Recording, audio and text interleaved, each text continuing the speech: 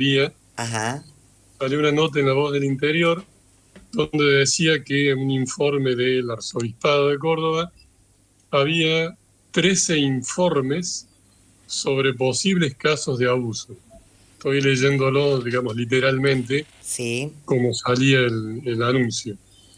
Bueno, uno de los compañeros vio en el diario, empezamos a investigar y ahí, bueno, salían un montón de cosas que a nosotros nos hizo mucho ruido porque ratifica lo que nosotros decimos prácticamente en todos los programas, que la iglesia quiere que todo quede dentro de la iglesia y todo se resuelva en el ámbito eclesial, lo que de alguna forma ratifica esta idea que tiene la iglesia de que los abusos son pecados, mientras que nosotros decimos que son delitos, no Claro. pecados. Esta nota que salía, digamos, ponía muy arriba al cardenal Rossi, que no hace mucho tiempo que es el arzobispo de Córdoba, y bueno, que había un plan integral de prevención de abusos y demás y demás, y como que todas estas cosas iba avanzando, que sabían que había más casos, más que estos 13, pero bueno, que todo seguía para adelante. Nosotros cuando leímos la nota hicimos un comunicado que ese mismo día a la tarde salió, y yo mientras tanto logré a través de los contactos periodísticos contactarme con el periodista que había hecho la nota, simplemente para decirle que no estábamos de acuerdo, no con él, sino con lo que la nota presentaba. Ujú. Bueno, la verdad que fue la primera vez que me enfrenté con un periodista que no estaba muy de acuerdo conmigo, inclusive intentaba hacernos entender que el problema era prácticamente yo, que no le daba crédito a la iglesia. Entonces yo expliqué por qué no le damos crédito a la iglesia y lo que decimos siempre, es decir, históricamente la iglesia ha vendido humo con distintas formas, de distintas maneras, diciendo que se hacía cargo de algo que nunca se hizo cargo. En esta columna, en este programa, hemos expuesto miles de casos donde vemos cómo la iglesia siempre dice una cosa y hace otra, jamás acompaña a las víctimas, es más, las revictimiza, no las protege y demás. Si bien, digamos, la relación con, cuando charlamos con el periodista quedó en eso, se comprometió a sacar nuestro comunicado, que nosotros lo hicimos a la tarde.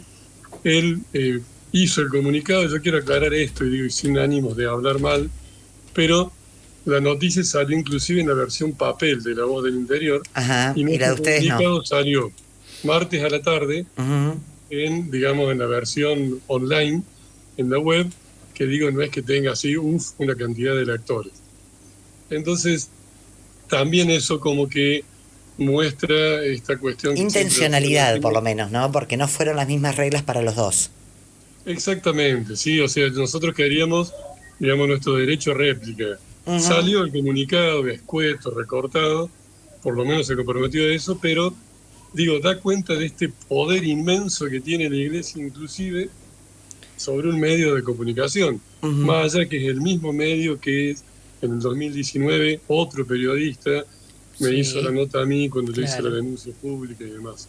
Sí, porque Para además, no, perdóname que te interrumpa, sí, Dani, el comunicado hace también hincapié, o sea, eh, la red pide que la justicia actúe de oficio, porque los ciudadanos comunes, los docentes, los agentes de justicia, la policía, los médicos, estamos obligados por ley, cuando tomamos conocimiento de un supuesto abuso, a Claro. denunciar.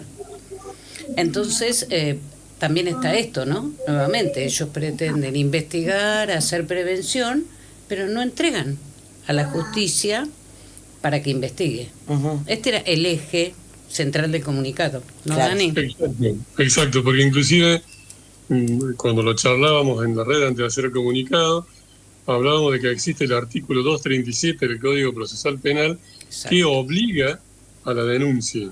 exacto. Entonces, un poco creo que era el título del comunicado, que la Iglesia se sigue burlando de las leyes.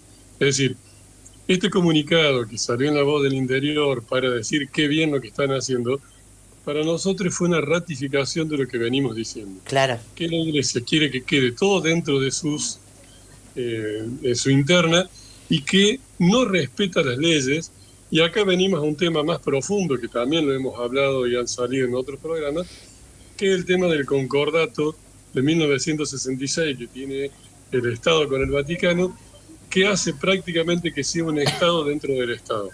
Entonces, de esa manera la Iglesia se sigue burlando, como decimos nosotros, de las víctimas y de todas estas cosas que tendría que estar en la justicia penal, porque, digo, un montón de veces hemos dicho, la pena máxima, si se puede llamar así, que le da la Iglesia a un pederasta que ellos ya no pueden ocultar, es sacarle el Estado clerical, el Estado sacerdotal. Pero ¿de qué le sirve a la sociedad civil de que haya un pederasta suelto que no sea más cura? Claro. Es un pederasta suelto, y no estoy exagerando. Imagínate cuando dentro de 2 años o 3 años salga Graci, con todo el poder del mundo, y que la Iglesia nunca le quitó el Estado clerical a Graci. No, claro, eso te iba a decir, que no Bueno, siempre le claro, sacan el... a Bomberni, que está ahora pidiendo... Es terrible que salgan Claro. con... O sea, Por eso digo, es la máxima pena cuando se les ocurre a ellos que es digamos, un pederasta. Pero por eso el tema Graci es como bastante un mojón, porque digamos, con todo lo mediático que fue, todavía sigue siendo cura. sí, tal cual. Y cuando salga va a salir con el mismo poder que tenía antes o más. Ujú. Entonces digo, esto hace la Iglesia. Y además digo de lo de Córdoba, que fue así como muy, bueno, a nosotros nos tocó mucho y demás, conocemos lo que es la Iglesia en Córdoba. Córdoba tiene esta contradicción de la Córdoba del Cordobazo, la reforma del 18, y la Córdoba clerical, la que de alguna forma impulsó la revolución del 55, bueno, todas estas dos Córdobas distintas, ¿no? Pero digo, además, esta semana nos damos con la noticia, bueno, en Vélez, viernes y sábado pasado, súper mega recital de este pastor yanqui, que es el preferido de Trump, que viene a hablar en contra de los homosexuales, contra el aborto. Días antes, el 31 de octubre, Asiera, que es la organización más grande de los evangélicos, llega a Casa Rosada, y no solo que llega a Casa Rosada y lo reciben, sino que hacen una oración. O sea, Casa Rosada se transforma en un templo de los evangélicos, y al mismo tiempo, en esta semana, hoy mismo, entiendo que en Buenos Aires, se estaba la UNAJ, la Universidad Nacional Arturo Jaureche, con, digamos, el beneplácito de la diócesis de Quilmes, presentaba la cátedra libre Papa Francisco para hablar de las bondades que hizo Francisco respecto a lo social y demás. Nosotros también sacamos un comunicado porque decimos que la injerencia de las iglesias en el Estado no es algo que nosotros decimos va a pasar, ya está pasando, ¿sí?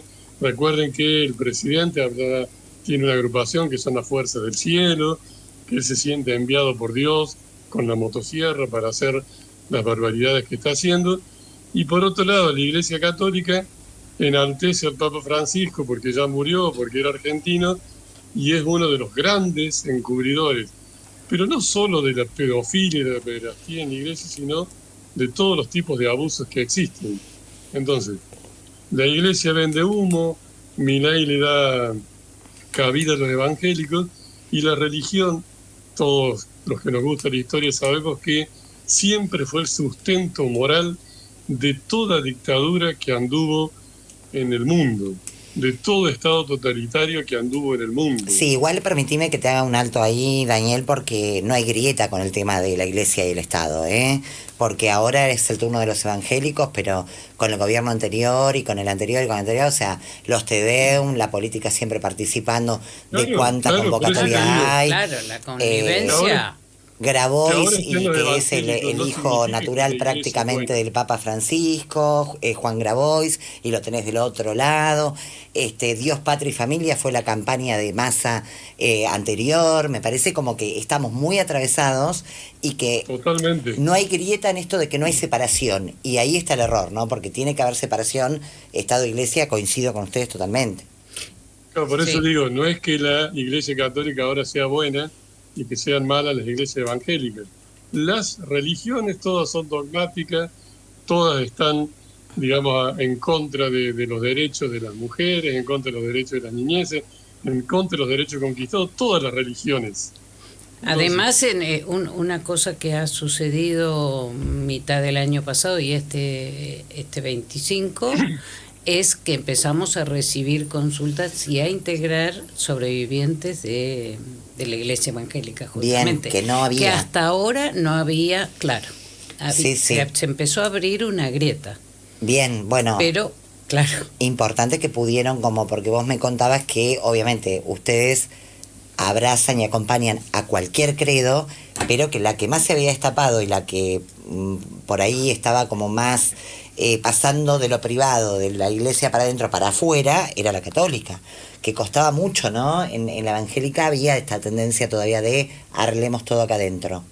Que sigue estando y bueno, reforzada seguramente ahora. Claro. Pero entonces hay a hablar. mucho temor a denunciar, mucho temor a mover, a poder poner en palabras también. Y eso también lo vemos en la red. Eso también lo vemos. Daniel, gracias por esta comunicación, bueno, por hacernos conocer un poco todo lo que ocurrió ahí en tu provincia de Córdoba, con este medio de comunicación, con los informes, con ustedes que también fueron como un poco cercenados, ¿no? No tratados por lo menos de la misma manera por el medio de comunicación y bueno, como vos bien decías al comienzo, ratificando lo que se viene diciendo acá hace tanto tiempo. Perfecto, sí. Bueno, gracias a ustedes y ratificar esto que estábamos diciendo. Entonces, de nuevo, no es por un lado la Iglesia Católica buena, los evangelistas buenos o malos y demás, sino que digamos la influencia de las religiones que coartan la libertad.